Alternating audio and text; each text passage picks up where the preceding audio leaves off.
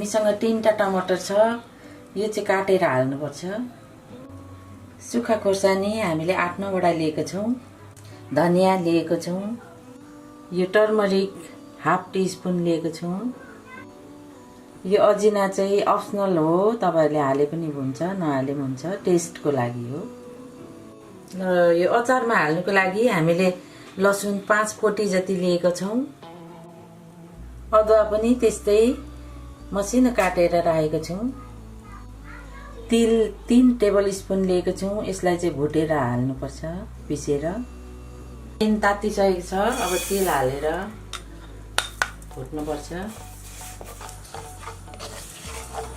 यस्तो brown colour आउनुपर्छ र अनि यसलाई पिस्नुपर्छ। यसलाई पिसेर चाहिँ मसिनो बनाउनुपर्छ। तिल अब हाम्रो तयारी भइसक्यो। यतिको धुलो बनाउनुपर्छ अचारमा हाल्नुको लागि। अब पेन तातिसकेको छ। 2 चम्ची जति तेल हाल्दै छु। अब म लसुन हाल्दै छु। र लसुनलाई एकछिन चलाइसकेपछि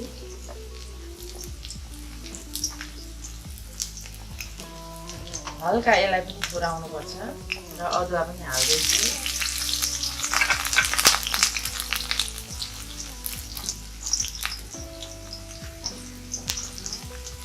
एकछिन चलाउनुपर्छ र अब खोर्सानी पनि हालिदिँदैछु।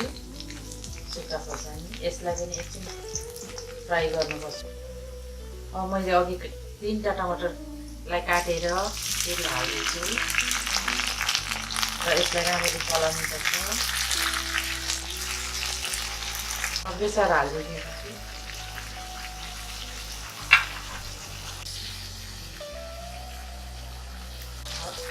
salt to taste,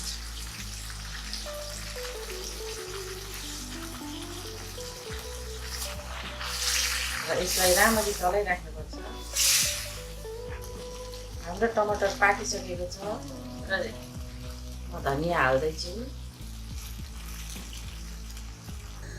अब अजिना हालिदिँदैछु थोरै र यसलाई हालेर राम्ररी चलाऊ।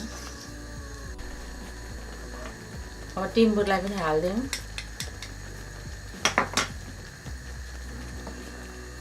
अब चाहिँ यसलाई ब्लेन्ड गर। यो अलिक पेस्ट भइसकेपछि चाहिँ तिल हाल्नुपर्छ र तिल हाल्दैछु र यसलाई मिक्स गर्नु हो। लास्टमा अब यो सबै तयारी भइसकेपछि यसमा निम्बु पनि टेस्टको लागि हाल्दैछु, टेस्ट अनुसार।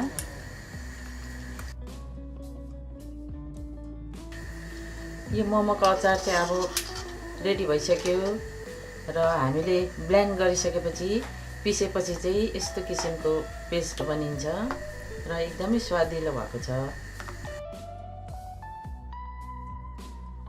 ल म यो अचारसँग यो मोमो खाँदैछु। तपाईहरु पनि मिठोसँगले खानुहोला।